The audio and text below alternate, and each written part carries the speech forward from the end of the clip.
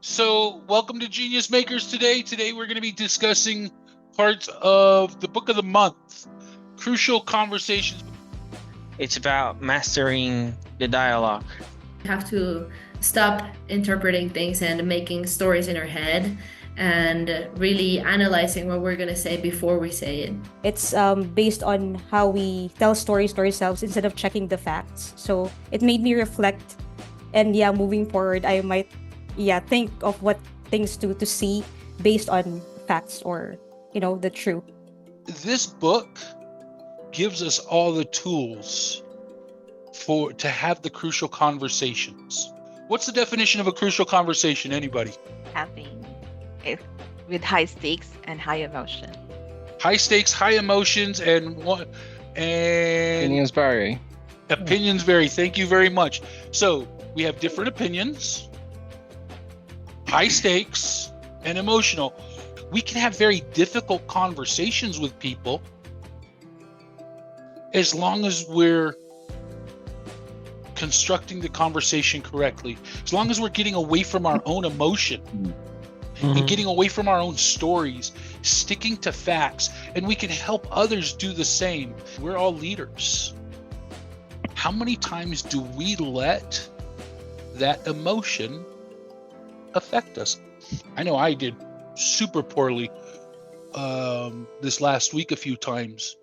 Now that we understand, let's talk about some of those signs again. So let's repeat them. I remember hearing body language. What else? Tone of Pitch, voice. yeah. Pitch. Silence. The tone. The tone. I remember Wally said silence. Yeah, silence. I've realized that when people shut down or get defensive, it's often because they no longer feel safe in a conversation. All about filters. We all have filters, and all of the so-called objective facts from the environment has to go through our filters before it resonates with us. And filters can be religious, it could be cultural, it could be so many factors, it could be prior experiences. It all shapes our filters, and it's almost like a lens that it has to pass through. So by the time it actually gets to us, it may be completely distorted from what actually objectively happened externally, if that makes any sense.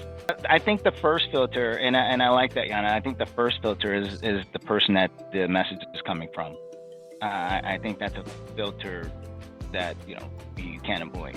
I couldn't agree more with you, Des. And it's about those filters, and those filters lead us to stories that we tell ourselves. Like our environments and everything that creates us and makes our story and makes us who we are.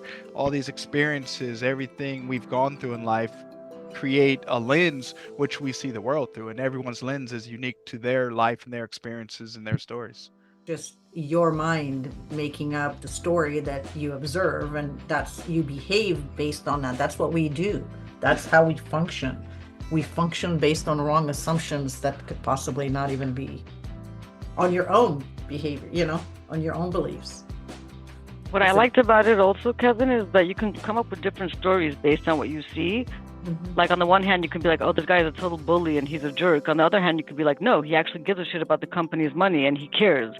So those are two equally viable stories that could have come out from the same scenario.